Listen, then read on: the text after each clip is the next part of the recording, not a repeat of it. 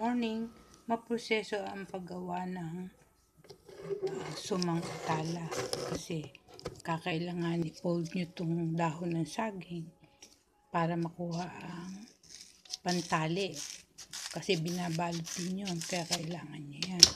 Ngayon, kailangan ng kalan para idarang yung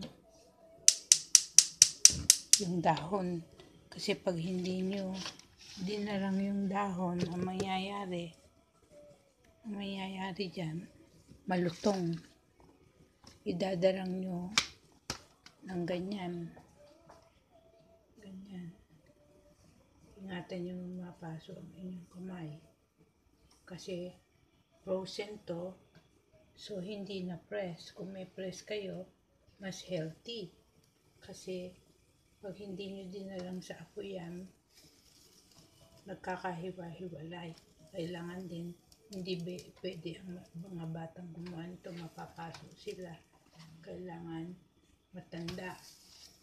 Dahil pag mga bata, pwedeng nasunog balat, ganun. At yung iba pa.